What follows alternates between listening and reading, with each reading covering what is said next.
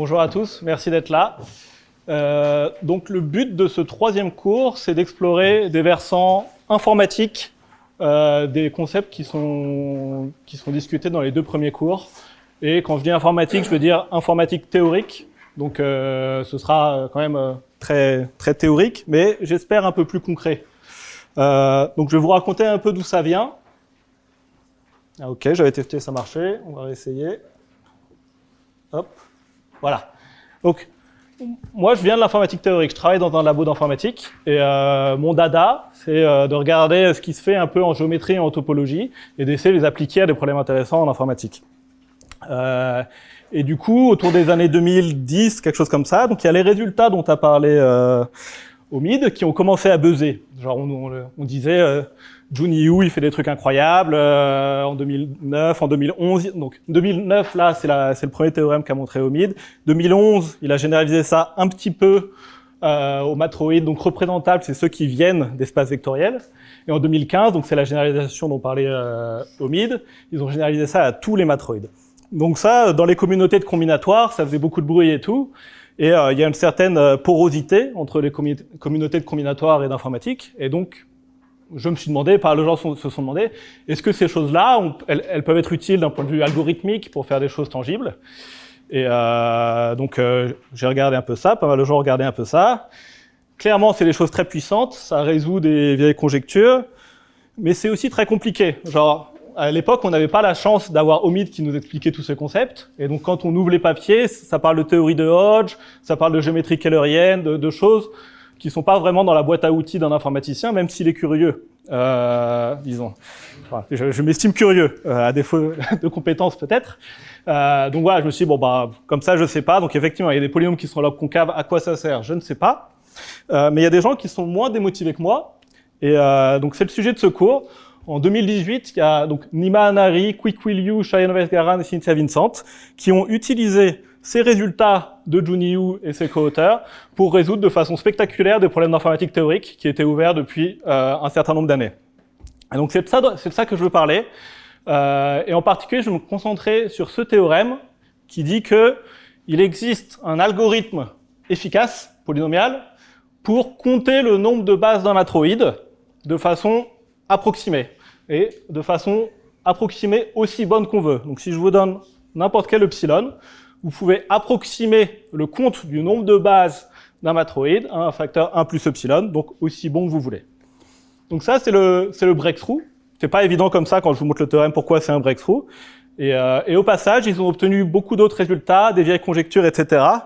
Et peut-être, je dirais quelque chose d'encore plus remarquable, c'est que ils n'ont pas utilisé la log-concavité des polynômes en boîte noire. Ils ont ouvert la boîte noire, ils l'ont comprise, ce qui est déjà quelque chose, et ils l'ont simplifié. Alors, c'est pas vraiment qu'ils l'ont, enfin, ça dépend du point de vue, mais en fait, ils ont pris le cœur géométrique et ils en ont fait quelque chose de très tangible, de très combinatoire, concret pour un informaticien théorique.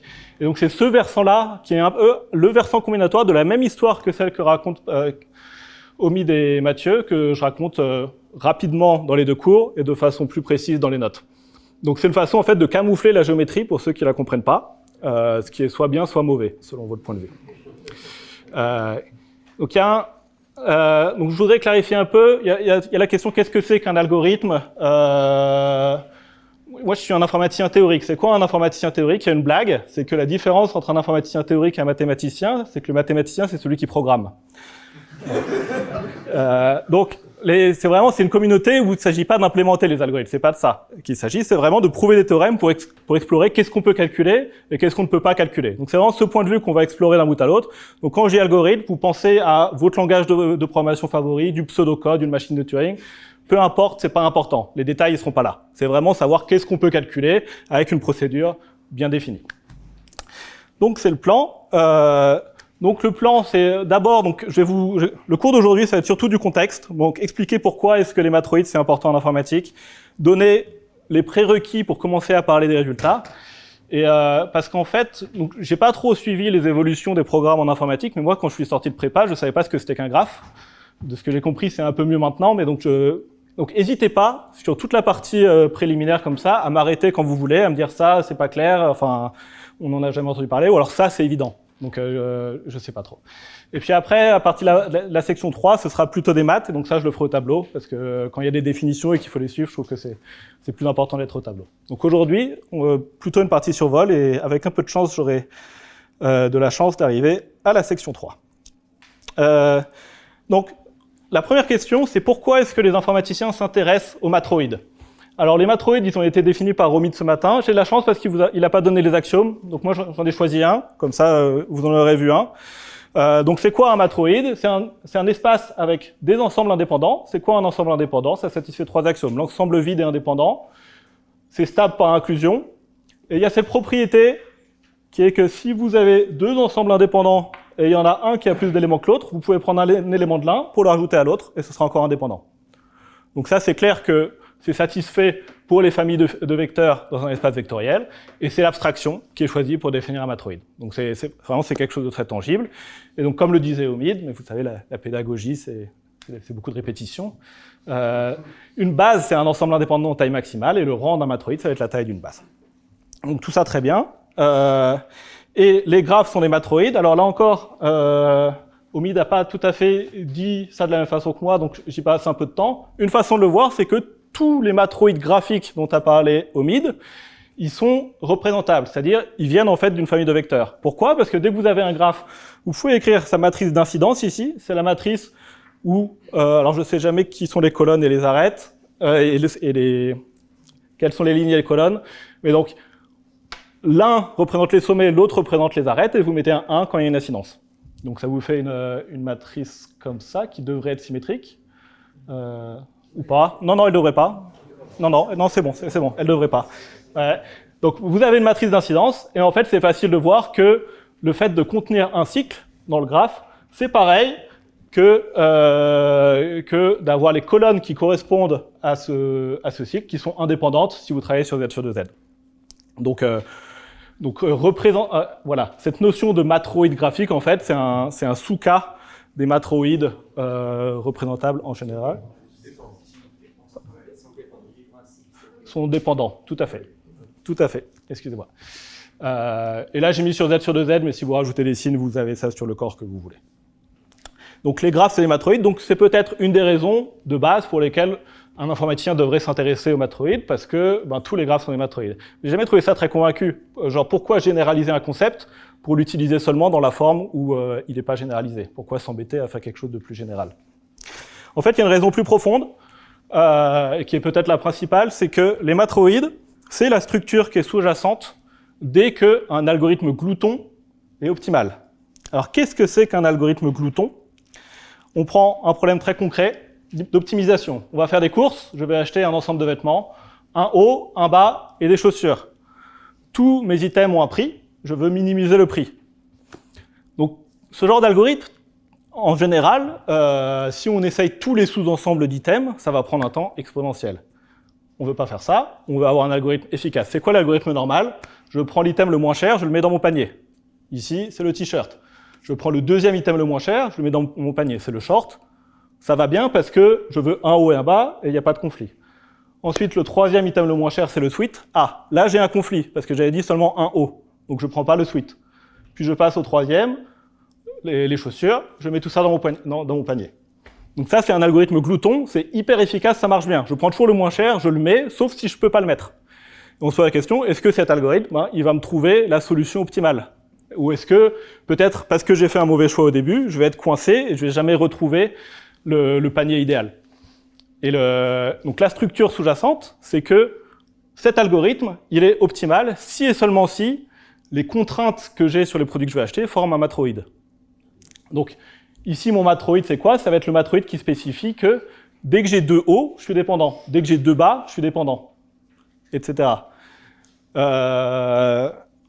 Et c'est pas très dur, c'est un exercice de voir que la condition numéro 3, en fait, elle est faite exactement ici pour vous garantir que vous n'allez jamais être coincé quand vous faites l'algorithme glouton. C'est si vous prenez un certain nombre d'items, eh ben, vous pouvez prendre un item de la collection optimale et le rajouter tant que vous n'avez pas terminé. Donc c'est un exercice facile de voir que cette structure de matroïde, elle caractérise exactement quand est-ce que l'algorithme glouton est optimal. Et du coup, la structure de matroïde, elle est plus riche que le cadre un peu bête que j'ai donné. Par exemple, peut-être qu'on va avoir 2 hauts, mais pas 3. Mais elle caractérise aussi quand est-ce que ça n'a pas marché. Donc c'est quoi, quand est-ce que ça n'a pas marché, ce genre d'algorithme? C'est si j'ai une contrainte du type, je veux pas de short si j'ai un pull. Genre des trucs plus subtils, en fait.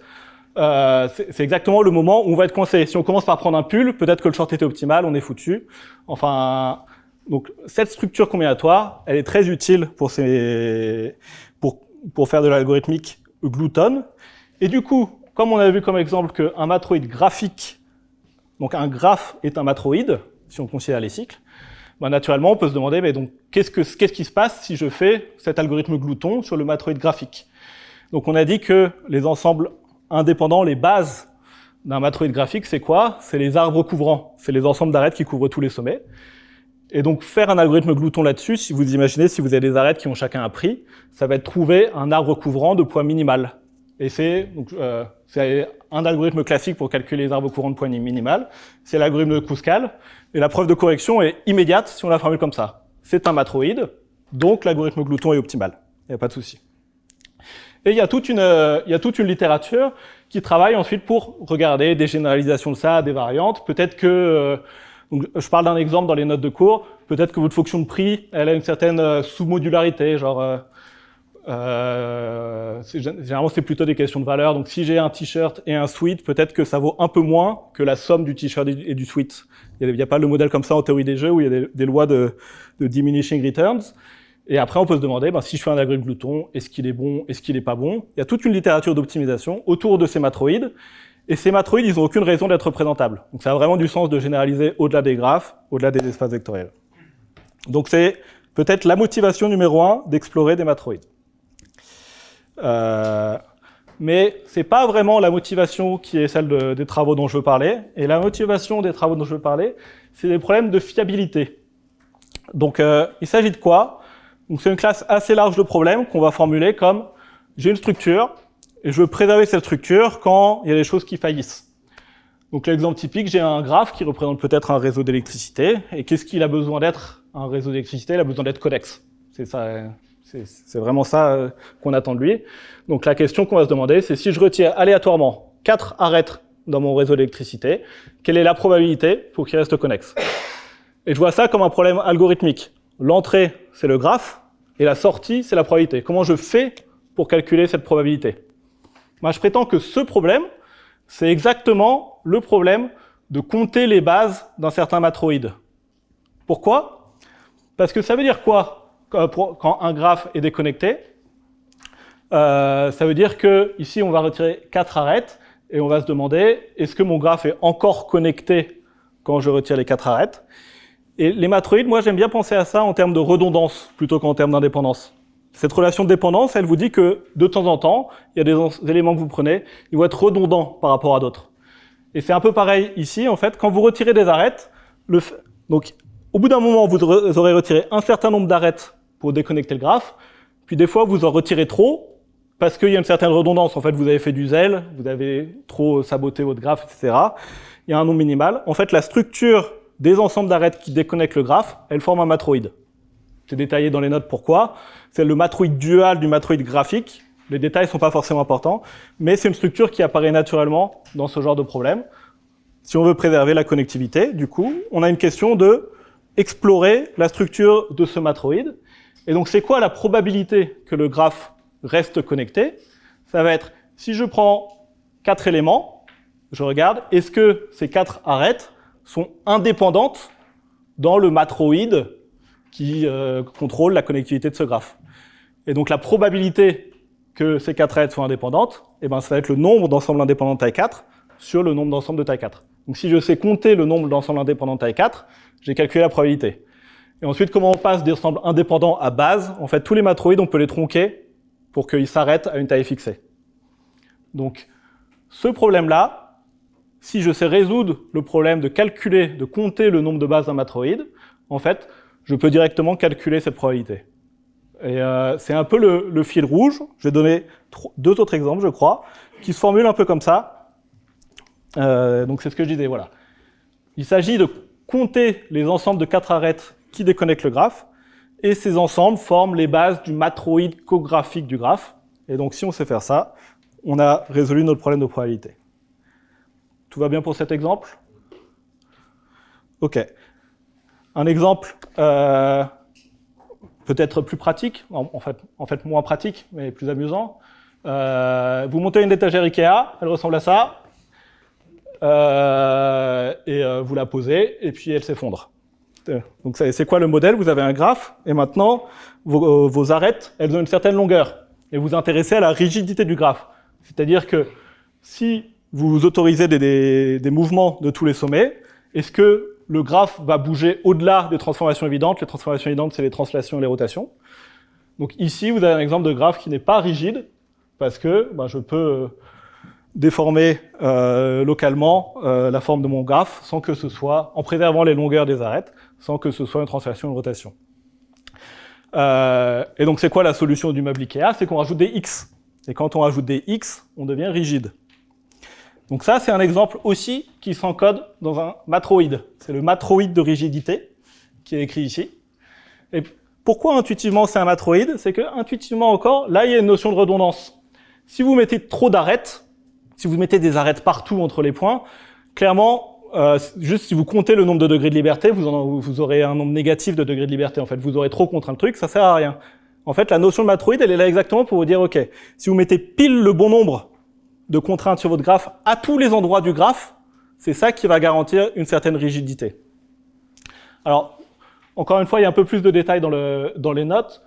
Ça paraît un peu magique quand je le formule comme ça, parce qu'il se trouve que ça dépend même pas de la longueur des arêtes. En fait, si je vous donne un graphe, peu importe le choix des arêtes, le fait que le graphe soit rigide ou pas, sauf sur un ensemble de mesures nulles, donc génériquement, le fait que le graphe soit rigide ou pas va juste dépendre de la combinatoire du graphe. Et essentiellement, dans le cas de dimension 2, qui est celui qui est illustré ici, ça va juste être une question de densité. Donc si localement tous les sous-graphes sont suffisamment denses, ont suffisamment d'arêtes, vous allez être rigide. Et c'est encodé dans un matroïde de rigidité. Et vu que c'est encodé dans un matroïde, on peut appliquer la même boîte noire en se disant, OK, si je me demande, quand je retire 5 arêtes, est-ce que ça tient? Ça revient à quoi? Ça revient à calculer le nombre de bases du matroïde. Encore une fois, ce sera un matroïde dual, en fait, ici. Donc ça revient à compter le nombre de bases d'un certain matroïde, qui, une fois que j'aurai fait le quotient, me permettra de calculer une certaine probabilité. Donc un autre matroïde qui est utile et n'est a priori ni représentable et ni graphique. Il y a beaucoup d'autres solutions que celles que tu as dessinées, il suffit d'ajouter n'importe quelle diagonale. Il y en a plein. L'exemple de l'étagère est un peu faux parce qu'en fait l'étagère elle fait pas ça parce que c'est rigide de là à là. Ouais, mais il y en a plein. Il y en a plein, ouais. Ce qui est standard, ouais. Mais celle-là est minimale. C'est ça. Ajoute une seule diagonale, n'importe une des tiennes, la plus grande, ou la plus petite d'ailleurs, ça rigide. Pas si tu... En fait... La plus petite, pardon, mais la plus grande. Ouais, ce que je veux dire, c'est que, effectivement, donc l'étagère, on met qu'un seul X derrière. On n'en met pas deux, et en fait, on n'a pas besoin de mettre un X, il suffit de mettre un truc. C'est vrai, ouais. Mais en fait, c'est parce que c'est rigide du bas de l'étagère en haut, dans l'étagère Ikea. Alors que là, dans mon modèle, la rigidité, elle est juste sur les arêtes. J'autorise des déformations un peu comme ça. Et donc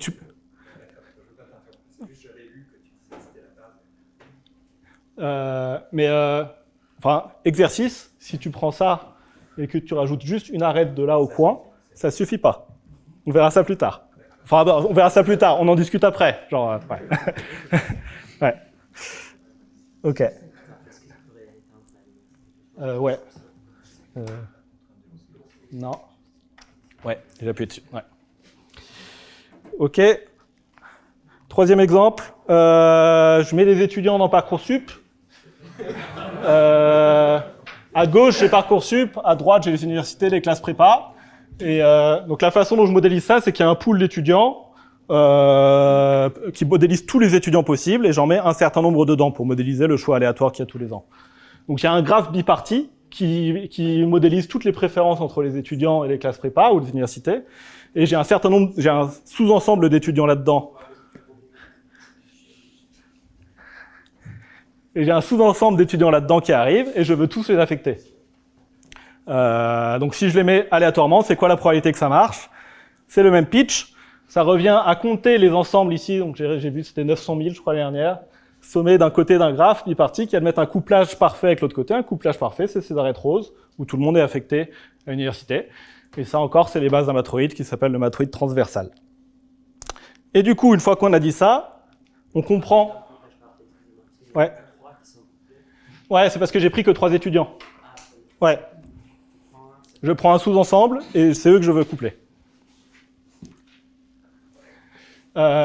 Et donc en fait, donc ce théorème, donc, qui sera mon fil rouge, il permet de résoudre tous ces problèmes-là de la même façon, de façon tout à fait uniforme. Donc c'est un algorithme randomisé, il va utiliser du hasard, polynomial, il est efficace, pour compter le nombre de bases d'un matroïde à un facteur multiplicatif arbitrairement bon. Alors quelques remarques là-dessus. Pourquoi est-ce qu'on se demande un facteur multiplicatif? Parce que sinon on ne peut pas le faire. Donc c'est des problèmes en général, ils sont sharp P dur.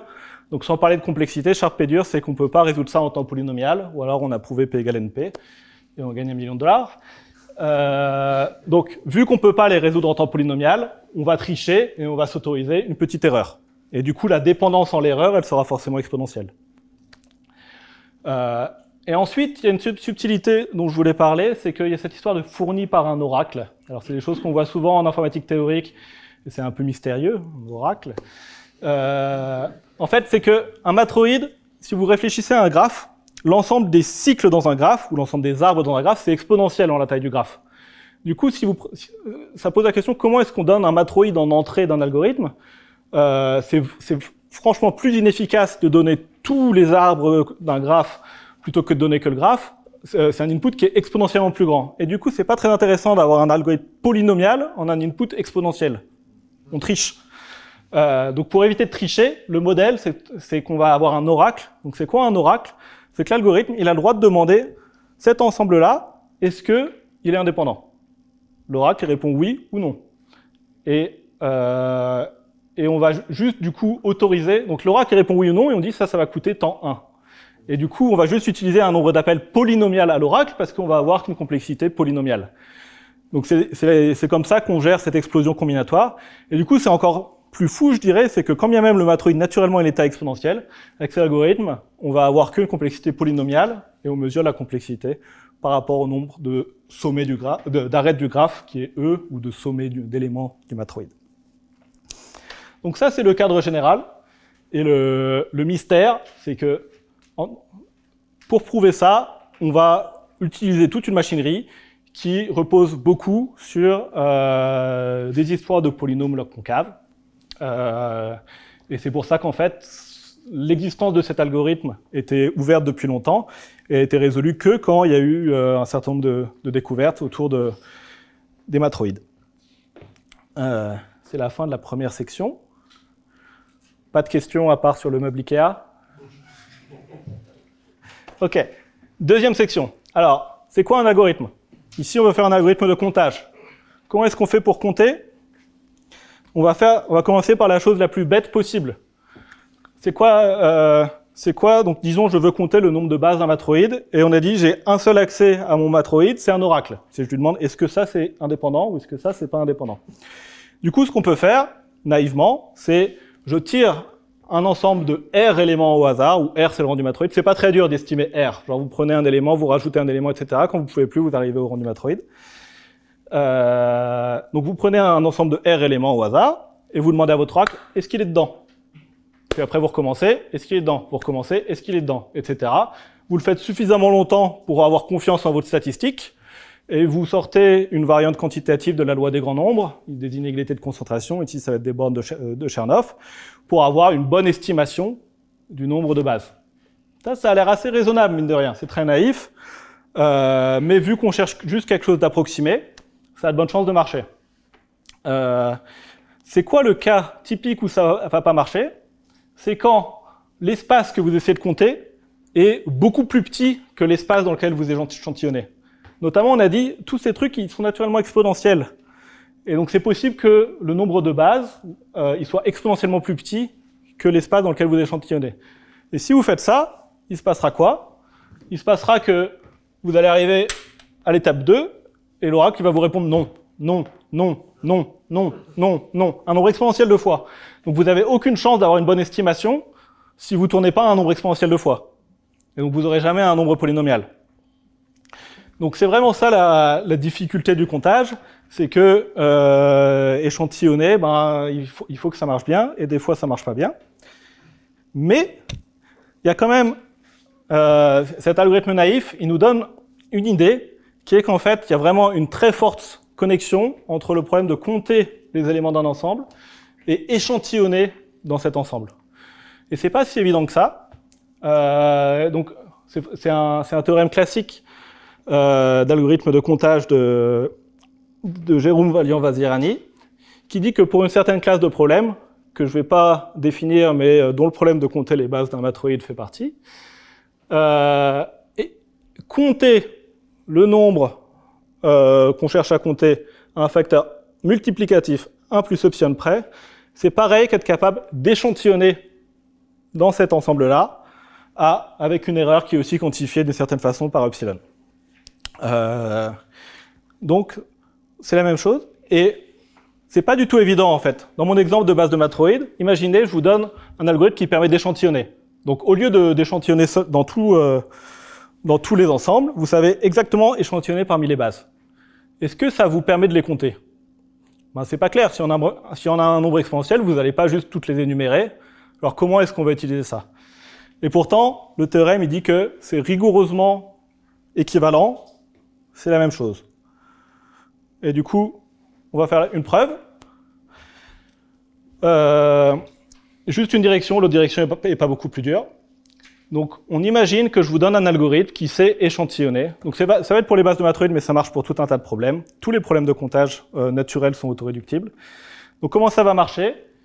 Ici, on va choisir notre élément favori du matroïde. On l'appelle X. Et on va échantillonner des bases. C'est tout ce qu'on sait faire de toute façon. Donc, on fait ça. Et on va regarder, est-ce que X est dans la base? Pour la première qu'on échantillonne. Puis, est-ce que X est dans la base pour la deuxième? Est-ce que X est dans la base pour la troisième? Etc. Et on continue jusqu'à ce qu'on ait l'impression d'avoir une bonne estimation de la probabilité que X soit dans la base. Ça va être la probabilité P. Et ça se trouve, ça va être comme la dernière fois. C'est-à-dire, ça se trouve, il va être jamais dans la base, avec une probabilité la probabilité sera tellement faible qu'il soit dans la base que on n'a pas une bonne estimation sur P. Mais si on n'a pas de bonne estimation sur P, on a une bonne estimation sur 1 moins P. Vu qu'on cherche des estimations en fait qui sont multiplicativement approximatives, c'est dur d'approximer epsilon, mais c'est pas dur d'approximer 1. C'est ça le secret ici. Donc, si P est tout petit, 1 moins P c'est proche de 1, et donc c'est très facile de savoir quand on est proche de 1 moins P. Et donc, ensuite, si on sait la probabilité que X soit dans une base, par exemple, et comment on fait? On va regarder le matroïde où X est dans toutes les bases. C'est un nouveau matroïde encore.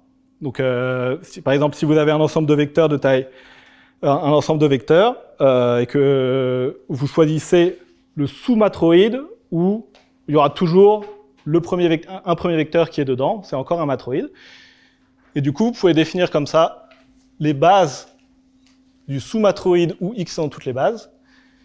Et par définition, la probabilité que X soit dans une base, ce sera ce quotient-là. Et dans l'autre sens, vous pouvez définir aussi un matroïde où X n'est jamais dans une base, et vous avez ce quotient-là. Et là, vous avez gagné. Pourquoi? Parce que maintenant, vous avez un nouveau matroïde, et donc, vous voulez calculer ça, et vous êtes réduit à ça, mais récursivement, vous pouvez prendre ça en entrée, et puis continuer comme ça, etc. Et à la fin, quand vous ferez le produit télescopique, vous aurez estimé le nombre B qui est ici. Si on récapitule, c'est qu'en fait, en échantillonnant, on peut travailler finement pour savoir le nombre de bases qui contiennent un élément, puis le nombre de bases qui contiennent un autre élément, puis le nombre de bases qui contiennent un autre élément. Et comme ça, récursivement, on arrive en E étapes, où E est le nombre d'éléments, à compter le nombre de bases au total. Et donc c'est très efficace. Notamment, c'est pas exponentiel. Et ça marche aussi dans l'autre sens. c'est fait dans les notes, mais je vais pas en parler ici. Donc c'est vraiment le même problème en fait, compter des éléments et échantillonner des éléments via cette réduction. Et donc, ouais. Le critère d'arrêt, ce sera quoi? Le critère d'arrêt, donc qu'est-ce qui se passe en fait? À chaque fois que vous faites une étape comme ça, vous retirez un élément en fait. Soit parce que vous l'avez mis dans toutes les bases, soit donc au bout d'un moment vous n'avez plus d'éléments. Vous avez un matroïde vide. Et il y a combien d'ensembles indépendants dans le matroïde vide? Il y en a un. C'est l'ensemble vide. Donc vous allez avoir des produits télescopiques, et à la fin vous allez avoir un. Et vous allez pouvoir tout multiplier. Est-ce qu'il y a d'autres questions? Non. Du coup, tout ça, ça nous dit que le vrai problème, c'est d'échantillonner une base d'un matroïde fournie par un oracle en temps polynomial avec un algorithme randomisé en étant epsilon proche de la distribution uniforme. Donc ça, sinon, c'est additif. Et celui-là, il est additif, ouais. C'est une distance de variation totale, en fait. Ouais. Et si vous regardez, en fait, toute la littérature en algorithme de comptage, elle passe toujours par cette réduction-là. En fait, c'est vraiment toute une littérature où derrière, il y a des probabilités et des questions d'échantillonnage via cette dualité entre comptage et échantillonné. Et donc, une fois qu'on a ça, maintenant, ça va être très concret. C'est quoi l'algorithme? Il est hyper facile. C'est quoi? C'est je pars d'une base quelconque, je retire un élément au hasard de la base, puis après je regarde parmi tous les autres éléments que je peux ajouter. Il y en a un certain nombre qui ne vont pas compléter en une base, mais il y en aura aussi un certain nombre qui vont marcher pour compléter en une base. Et parmi ceux qui vont marcher pour compléter en une base, j'en remets un au hasard uniformément. Donc c'est une marche aléatoire qui va partir d'une base, faire cette étape où on retire un élément, on en rajoute un, on a une autre base. Et on recommence, et on recommence, et on recommence, et on recommence. Et on espère qu'au bout d'un moment, on va avoir une distribution assez proche de la distribution uniforme. Donc c'est vraiment ça l'algorithme. C'est très simple. Et donc l'espérance, c'est une conjecture de 1989, Mihail Vazirani, qui dit qu'en général, si on fait ça, en un temps très rapide, ça va marcher. Et très rapide, c'est quoi? Ici, c'est r carré log n sur epsilon. Donc r, c'est le rang. Donc vous voyez, c'est en log n. Donc on disait que l'algorithme, il est exponentiel en n. Et là, on va être logarithmique en n. Donc la taille du matroïde est exponentielle en n. Et on va être logarithmique en n. Et ça, c'est une feature qu'on voit assez souvent, en fait, pour ces algorithmes probabilistes. Souvent, par la probabilité, en fait, on se propage tellement vite qu'on a des choses qui sont très, très, très rapides. Donc c'est vraiment ça le centre de la contribution dont je veux parler. C'était une conjecture ouverte depuis longtemps, mais c'est un théorème de Hanari, Liu, Ovesgaran et Vazirani, que c'est ça qui va fonctionner. Et du coup, on va devoir ouvrir une autre boîte de Pandore, qui est comment est-ce qu'on étudie les marches aléatoires et la convergence des marches aléatoires. Et donc c'est pour ça que j'ai utilisé ça. Et le premier cours, il y a un survol un peu rapide d'un certain nombre de sujets, où j'essaie juste de donner une intuition. Et donc l'intuition suivante que je vais donner, c'est là-dessus. Et pour moi, il y a un tour de magie, que si vous ne l'avez jamais vu, j'espère pouvoir vous transmettre. C'est le teaser. Donc comment est-ce qu'on étudie ces marches aléatoires? C'est quoi une marche aléatoire? C'est vous êtes sur un sommet et vous modélisez ça. Vous dites avec probabilité X, je vais à droite, c'est indiqué par cette arête orientée. Ici c'est un demi. Avec probabilité Y, je vais sur un autre sommet. Donc vous avez un graphe qui va modéliser toutes vos transitions comme ça. Et c'est comme ça qu'on va modéliser en général une marche aléatoire. Et ça, c'est le cas général, mais pour ce que je veux raconter, on va se restreindre à un cas qui est encore plus simple, qui va être que la probabilité dans un sens, c'est toujours la même que la probabilité dans l'autre sens. Le graphe est connexe, et le graphe est régulier, c'est-à-dire que tous les sommets ont le même degré. Donc pour mon exemple, le graphe, ce sera celui-là. Non. Pardon ? Il faut que les degrés soient pareils, parce que sinon tu peux pas faire ça. Il faut que les degrés soient pareils, tout à fait. Les degrés des sommets. Ouais. Donc là, ça modélise une marche aléatoire comment? C'est si je suis ici, avec probabilité 1 tiers, je vais là. Avec probabilité 1 tiers, je vais là. Avec probabilité 1 tiers, je vais au-dessus, etc. Et donc là, on a un problème bien défini. En fait, dès que je vous donne un graphe, vous pouvez vous demander, est-ce que si je lance une marche aléatoire sur ce graphe, au bout d'un moment, elle va converger vers une probabilité uniforme, une distribution uniforme, et combien de temps elle va mettre? Et en fait, il y a déjà un premier exercice à faire ici, qui est que si vous prenez un graphe, que ce graphe est régulier, donc régulier, c'est-à-dire que tous les sommets ont le même degré, si ça converge vers quelque chose, ce sera forcément la distribution uniforme. Pourquoi? Une façon de le voir, c'est que si c'est pas uniforme, par exemple, si ce sommet-là, dans la distribution éventuelle où ça converge, il est plus représenté que les autres, il va contaminer sa probabilité plus grande à ses voisins à l'itération d'après. Une autre façon plus formelle de le dire, c'est que... en fait, on va le voir juste après. Mais donc, la façon intuitive, c'est ça. C'est si votre marche aléatoire, elle va favoriser certains sommets, à l'étape d'après, ces sommets favorisés, ils vont contaminer les autres sommets, donc ça va se stabiliser. Donc, sous ces hypothèses-là, qui ne sont pas très compliquées, et ce seront les hypothèses de ma marche de matroïde, la distribution stationnaire, vers laquelle une marche aléatoire converge, si elle converge, elle est unique et elle est uniforme. Mais dans le cas des bases de matroïde, les sommets représentent les bases. Les sommets représentent les bases, ouais. Et les flèches, c'est les échanges. Donc les flèches, c'est je retire un élément et je rajoute un. Et dans ce cas, c'est pas régulier. Dans ce cas, c'est régulier. C'est pas régulier. En fait, non, mais je veux dire, les probabilités sont les mêmes pour sortir d'un... C'est ce que tu disais, c'est prendre une loi uniforme pour sortir d'un état. Mais si tu regardes de base, peut-être que tu n'as pas besoin que le graphe soit régulier. C'est pas uniforme quand c'est pas régulier. Ça va être uniforme parce que t'as... Oui, ça va être uniforme parce que tu as besoin que... Parce que c'est les probabilités sortantes en fait qui doivent être égales pour avoir... Ouais. Effectivement, tu me fais douter. Peut-être qu'il y aura une version mise à jour des notes après les journées. Ouais, mais t'as raison, ouais. Et peut-être que c'est pas aussi symétrique que je le pensais dans ce cas-là, et que c'est pas régulier. Ouais. C'est le fait, en fait, l'idée c'est Ouais. qu'il y a un seul vecteur propre avec un valeur propre max.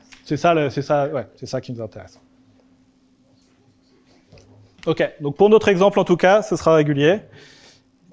Et la problématique qu'on veut poser, c'est comment est-ce que la combinatoire d'un graphe va avoir un impact sur la convergence des marches aléatoires sur ce graphe.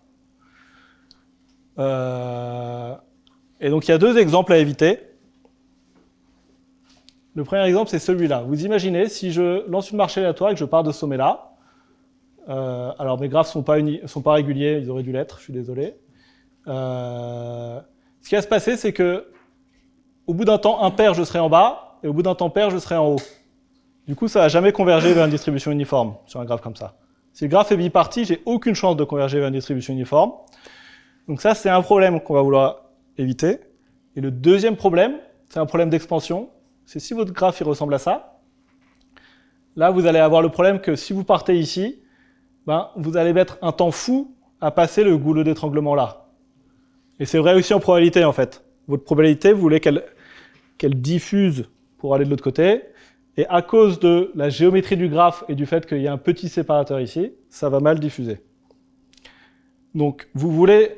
Le cœur du problème, c'est de montrer que le graphe qui modélise la marge d'échange des matroïdes, il ressemble ni à ça, ni à ça. Ce qui est correct quand on l'exprime à l'oral comme ça, mais il faut que ce soit quantitatif et tout. Et donc c'est là qu'il y a un tour de magie, si vous l'avez jamais vu, c'est que ces deux problèmes, ils sont contrôlés par un élément, c'est la taille de la deuxième plus grande valeur propre en valeur absolue de la matrice d'adjacence du graphe.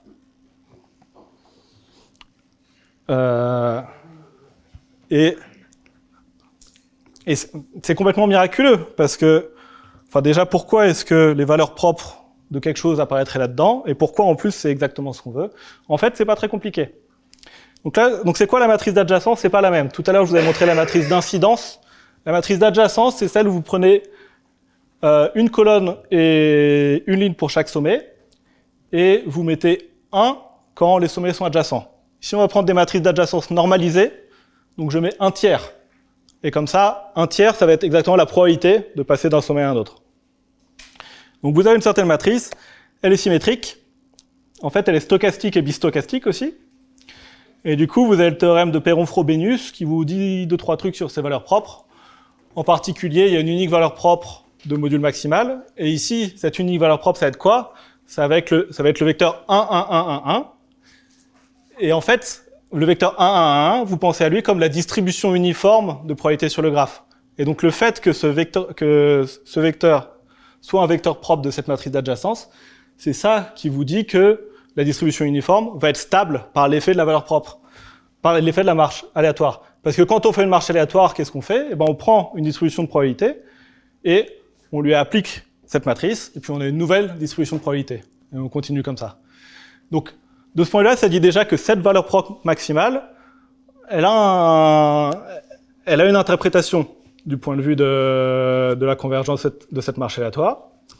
Et le théorème ici vous dit que la deuxième en valeur absolue, elle contrôle exactement le temps de convergence. Ouais. Le graphe est régulier parce que tu peux enlever autant d'éléments que la taille de la base qui est toujours. Moi, je me suis convaincu qu'il était régulier, mais je ne veux pas dire trop de bêtises sur scène. Ouais. X et tu rajoutes, tu peux retirer exactement le nombre d'éléments donné. Ouais. Par contre, tu as le choix de. Ah, tu retires X. Donc, qu'est-ce que Tu peux répéter comment tu as fait? en retires un au hasard, uniformément, et après, tu en remets un au hasard. Donc la question, c'est combien tu peux en remettre? C'est ça, tu peux ça va varier. Est-ce que ça va varier? Voilà. Bon. Donc en tout cas, dans ce cas simple, dans le cas régulier, tout marche bien. Et la preuve, donc c'est un peu ce que je viens de vous dire. Cette matrice d'adjacence, elle est stochastique. Du coup, on a un contrôle sur les valeurs absolues. Et si vous partez de n'importe quelle distribution, je vous dis qu'on partait d'un sommet, mais en fait, ça peut être pour n'importe quelle distribution. Après un temps t, la distribution à laquelle vous allez arriver, c'est a puissance t fois la distribution. Et du coup, comment on contrôle ça? On va diagonaliser la matrice, et on va regarder sur la diagonale. En fait, toutes les valeurs propres, elles sont de valeur absolue plus petites que 1. Elles peuvent être égales à 1. En fait, là, il y a quelques exercices. Si vous avez plusieurs composantes connexes, vous allez peut-être avoir plusieurs valeurs propres égales à 1. Si votre graphe est biparti, vous allez avoir une valeur propre égale à -1. Donc c'est là qu'on voit que les cas compliqués dont je vous ai parlé, ils vont apparaître. Mais en général, si toutes les autres valeurs propres, à part celles qui correspondent à la distribution uniforme, sont loin de 1, quand vous mettez à la puissance t, elles vont aller vers 0. Et donc si vous pensez à votre distribution de probabilité que vous décomposez sur la valeur propre des vecteurs propres, sur la base des vecteurs propres, et elle va s'éloigner de toutes les autres, de tous les autres vecteurs, jusqu'à arriver seulement à celui qui reste quand on stabilise. C'est un peu comme la preuve du théorème de Banach, où c'est contractible, ça se contracte sur toutes les autres dimensions qui ne sont pas celles de la distribution uniforme. Donc il y a une preuve plus formelle dans les notes, mais c'est vraiment ça l'intuition. Et du coup, tout est lié à calculer cette seconde valeur propre sur un certain graphe. Et c'est vraiment ça, en fait, le cœur de ce qu'on veut prouver. Et je trouvais nécessaire de passer 45 minutes à l'expliquer avant de plonger dans la preuve d'un théorème comme ça, parce que sinon, on ne sait pas trop d'où ça sort. Donc c'est la fin des slides, et le reste, ce sera plus précis au tableau. Le théorème principal, c'est celui-là. La deuxième valeur propre est bornée suffisamment loin de 1. Et c'est là que va y avoir ces histoires de théorie de Hodge combinatoire qui vont apparaître, sous la forme de polynôme log concave, qui est un mot qu'on a déjà entendu. Est-ce qu'il y a des questions là-dessus? Alors, je vais aller au tableau pour parler de polynôme log concave. Ouais.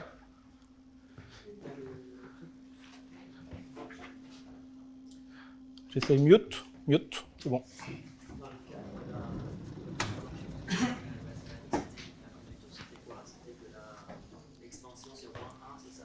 C'était que la marche aléatoire mixte, ce qui est équivalent au fait que l'expansion soit constante. Ouais. Ouais.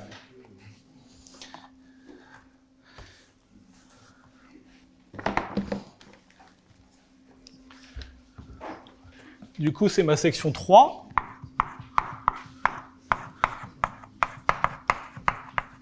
Et c'est sur les polynômes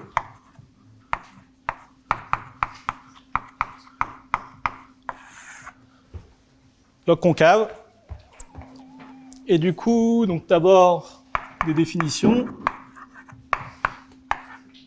Et vous savez, il y a cette citation de Poincaré qui dit que les mathématiques, c'est l'art de donner le même nom à des choses différentes. Ce sera une instance ici, mais les polynômes log concaves ne sont pas les mêmes que ceux d'Omid et ceux de Mathieu. Donc, pour moi, bien sûr, ce sera relié. Mais au début, ça a l'air franchement bizarre. Donc, mes polynômes, ils seront comment? Ils seront toujours homogènes. Ils seront toujours à coefficient positif.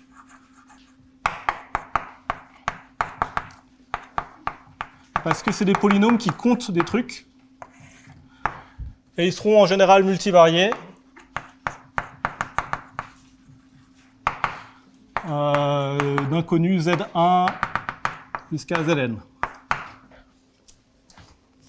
Et pour moi, un polynôme P est log concave si log P est concave sur l'orthon positif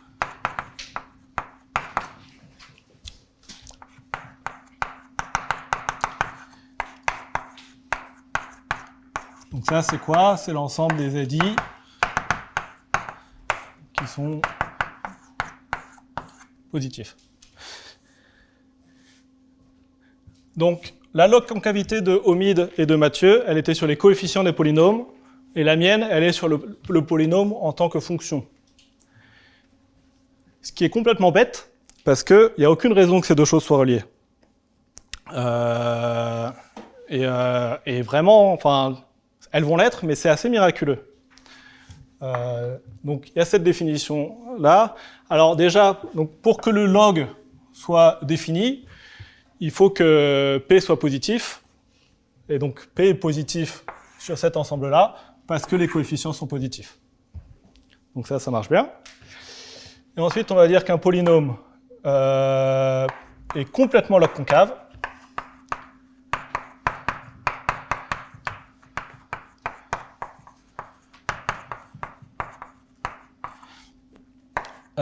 Si pour tout vecteur V1 jusqu'à Vk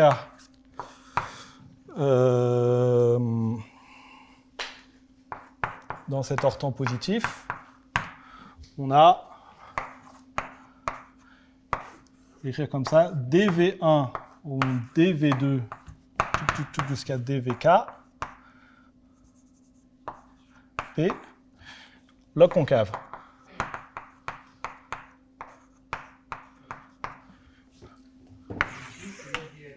Et qu'est-ce que c'est?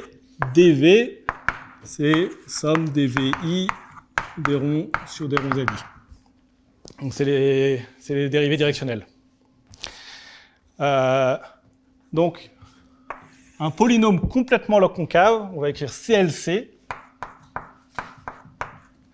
C'en est un qui est log concave et toutes les dérivées, y compris toutes les dérivées directionnelles, sont log concave. Donc c'est, je ne sais pas pour vous, mais pour moi c'est une définition assez absconse. Genre on lit la définition, mais a priori on n'a aucune idée de ce qu'elle veut dire. Et là, il y a une première remarque, pour être un chouïa concret, c'est que c'est important de prendre des dérivées directionnelles ici. On pourrait se dire, ok, mais pourquoi pas prendre que des dérivées partielles? Et en fait, ça suffit pas si on prend que des dérivées partielles. Donc on va prendre un exemple, et ça va nous donner les premiers exemples. Donc si je regarde le polynôme Z1 flèche Z1 carré, il est complètement log concave. Pourquoi? Parce que quand je prends le log, j'arrive à un log, et le log, il est concave.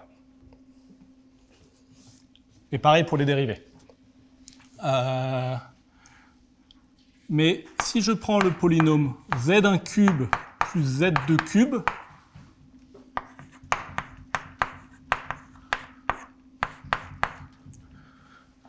lui, il n'est pas complètement log concave.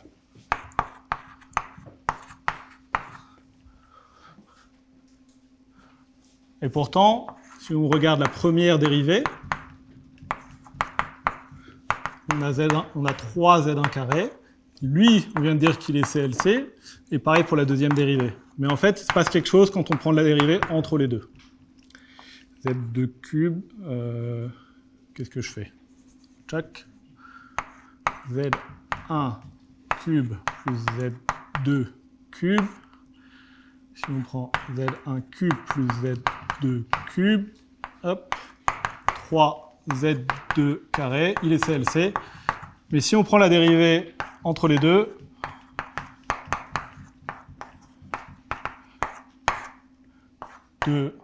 toujours le même bonhomme. Maintenant, on a la somme des deux. Et ça, on peut voir que ce n'est pas log concave.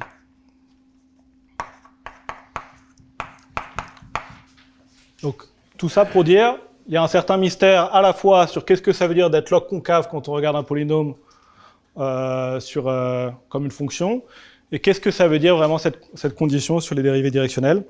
Et une bonne partie de la théorie, en fait, c'est d'élucider ce mystère.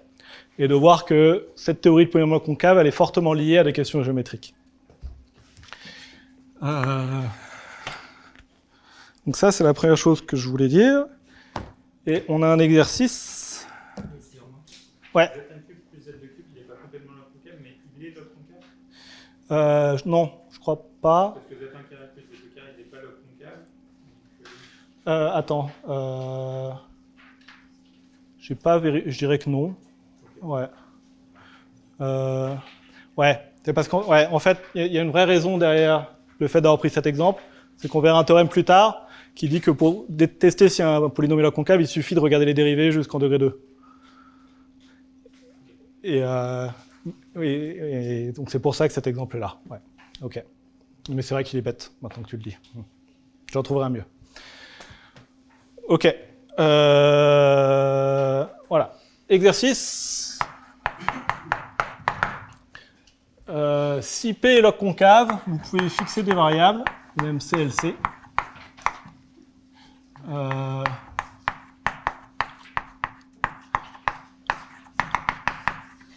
Vous pouvez fixer des variables et il le reste. Vous fixez des variables à des valeurs dans Rn étoile.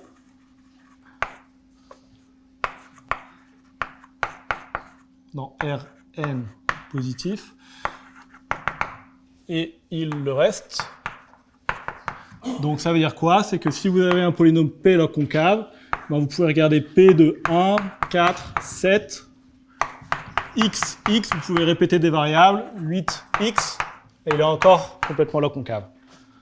Et c'est juste parce que quand vous calculez là, ça marche bien.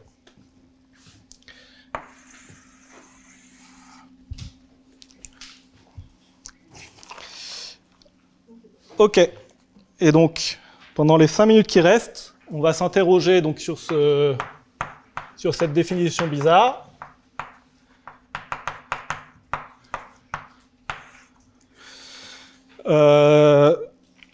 Donc, en général, il n'y a aucune raison pour que cette log concavité implique celle que vous avez vue. Mais en fait, avec cette définition et avec cette notion de complète log concavité, il va y avoir une implication. Et en fait, il va y avoir même une implication plus forte, qui est que ma log concavité, elle va impliquer ce qu'on appelle l'ultra-log concavité. C'est encore mieux que la log concavité. Donc c'est comment? On dit que une suite AK est ultra-log concave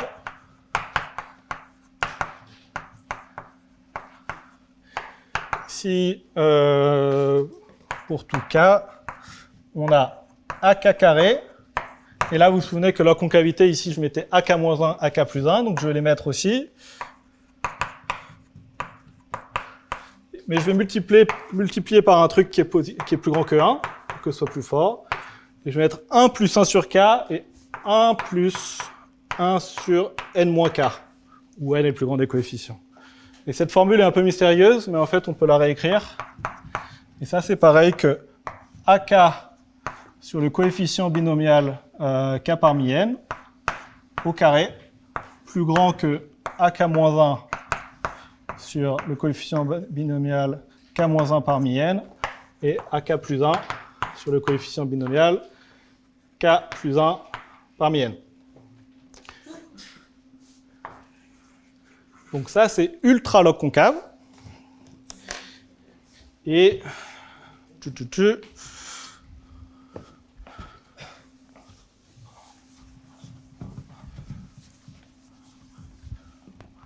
on a une proposition qui dit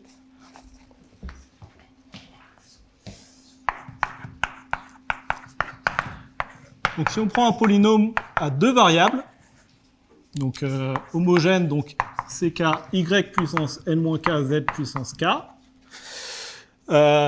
si il est complètement log concave, alors les ck sont ultra log concave.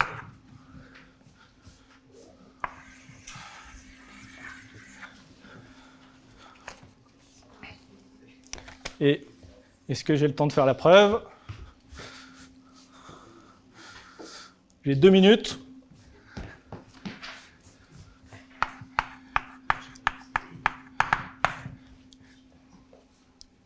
Donc c'est quoi la preuve? C'est que on va regarder les dérivées partielles. Alors si je prends la dérivée partielle n-kim selon y puis kim selon z de p, j'appelle ça q. J'obtiens n-k factoriel fois k factoriel fois c k. Du coup, je peux écrire ça comme ck fois n factoriel sur k parmi n. OK. Et du coup, si je regarde maintenant la matrice hessienne de Q,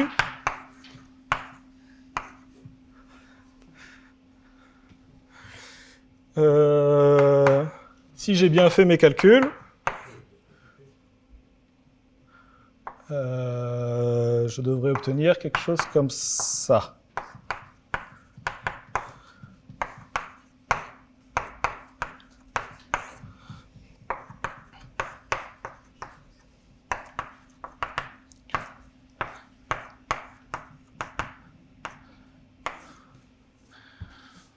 Alors il y a un problème de degré quand je l'écris comme ça. Il doit manquer un -1 quelque part, ouais. Qu'est-ce que j'ai mis dans mes notes?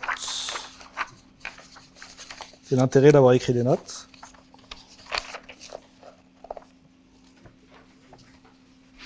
Ouais, donc il y a un -1 de chaque côté, comme ça vient de changer de vrai. Donc en fait ça c'est genre... ouais, donc ça c'est OK. Et ici, donc je vais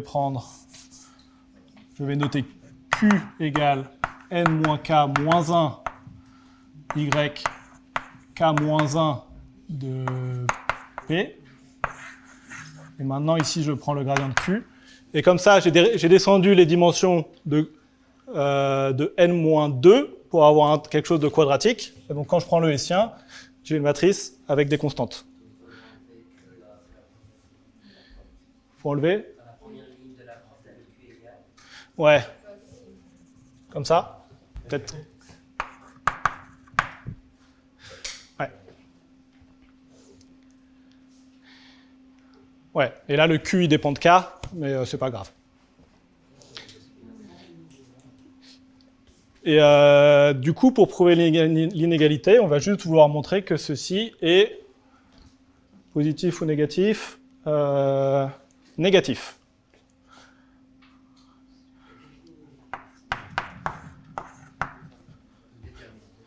Le déterminant de ça.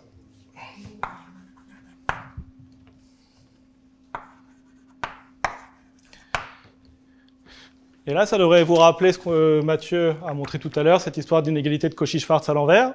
Et c'est vraiment une des raisons sur l'unité de ce cours, c'est qu'en fait, c'est la même chose. Et c'est que les polynômes de volume mixte de Mathieu, ils sont complètement log concaves.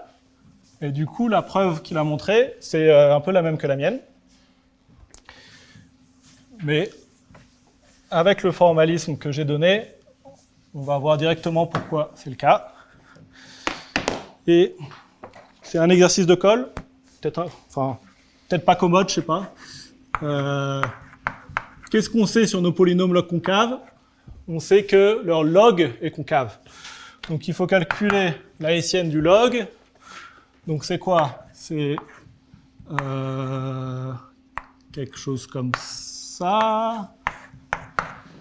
Et du coup, ici, on va avoir quelque chose comme ça. Donc U'V moins UV'.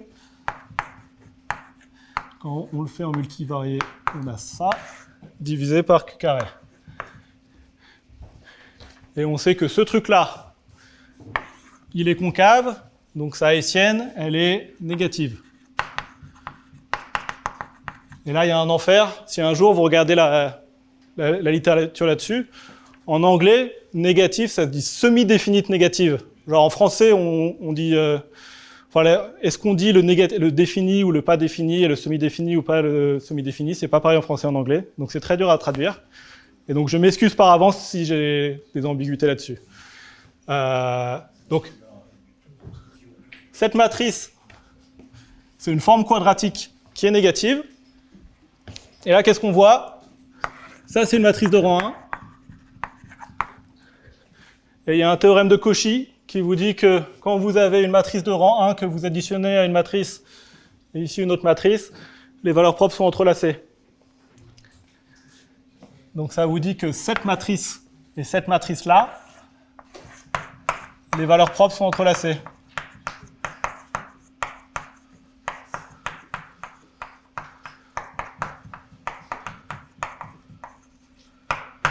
Et celle-là, toutes ces valeurs propres sont négatives. Celle-là, est-ce que toutes ces valeurs propres peuvent être négatives? Sûrement pas. Parce que c'est un polynôme, bon, on l'a dérivé plein de fois, mais c'est un polynôme à coefficient positif. Donc il y a au moins une dimension où, quand on applique la forme quadratique, ça va être positif. Donc celle-là, elle a quoi? Elle a une valeur propre positive, et l'autre, elle est entrelacée avec celle de celle-là, donc elle est négative. Et donc le déterminant est négatif. Et c'est tout.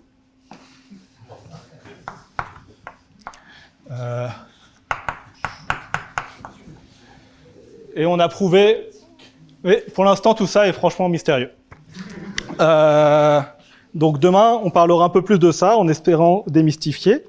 Et pour faire le lien entre ces polynômes log concaves et les marches aléatoires qu'on a vues dans les slides. Et peut-être quelque chose sur lequel je veux insister, c'est que la théorie des polynômes log concaves, elle est élémentaire. C'est vraiment quelque chose d'intéressant. C'est que à peu près tout est inclus dans mes notes, dans les notes que j'ai fait, donc ça tient dans 20 pages, sans avoir besoin de contexte. Ce qui est une sacrée valeur ajoutée par rapport à toutes ces histoires de théorie de Hodge, de géométrie complexe. Et ça donne vraiment l'impression, en fait, qu'ils sont tombés sur le bon concept. Et une fois qu'on a le bon concept, tout découle facilement. Donc c'est vraiment une des valeurs de cette théorie. Voilà.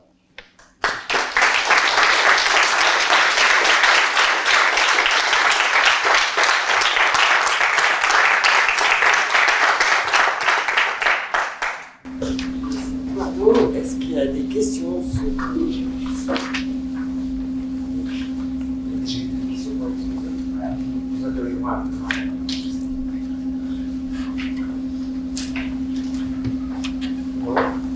En tout cas, tout ça, vous avez... Oui, allez-y. D'accord, je reviens sur la question qu'on s'était posée sur la symétrie, sur la marche aléatoire, sur le côté régulier, etc. Le fait que la distribution uniforme soit stationnaire, c'est lié à quoi exactement? En fait, c'est vraiment le fait que... Donc, dans le cas symétrique régulier, votre matrice de translation, elle est stochastique. Et du coup, vous avez automatiquement cette histoire que y a une seule solution à mx égale x, qui est le vecteur uniforme 1,1. Donc ça, c'est la distribution stationnaire. Plus symétrique. Voilà, donc si elle n'est pas symétrique, il faut rajouter les bonnes hypothèses. La somme des mesures des voies gauche, Oui, c'est pas... oui, mais c'est pas toujours le mesure. C'est pas le domaine, c'est proportionnel au nombre de sommets. C'est ça, donc c'est pas les mêmes mesures. C'est pas conforme. D'accord. Donc, Ok. dans ce que j'ai présenté, c'était régulier pour que ce soit évident. Si ça l'est pas, demain, je donnerai un erratum. Et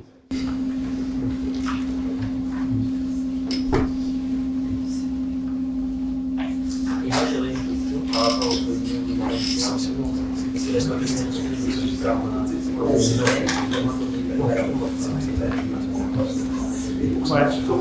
C'est la C'est pareil pour les polynômes homogènes. Mais c'est pas évident. Enfin, on va plus ou moins voir pourquoi. Demain. En fait, c'est... Tes polynômes lorentziens, on a prouvé un côté, là, essentiellement. Et l'autre côté n'est pas beaucoup plus dur, mais il y a cette notion difficile de... C'est un ouvert dont on prend la fermeture pour les polynômes lorentziens. Et c'est plus propre, en fait, à voir de ce point de vue-là. Ouais. Je ne maîtrise pas trop le point de vue lorentzien.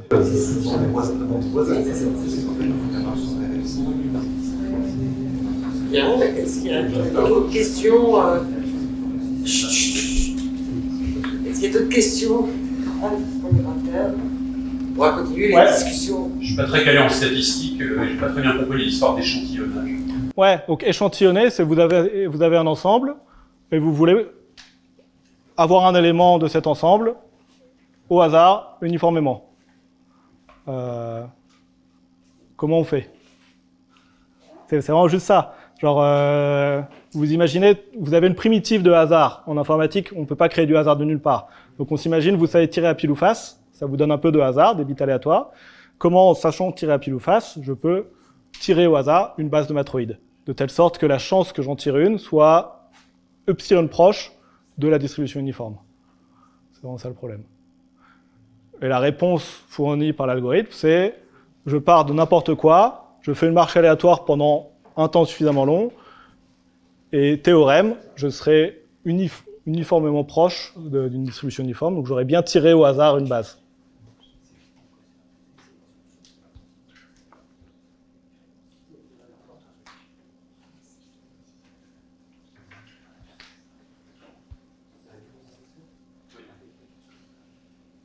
Est-ce qu'il y a d'autres questions? Merci.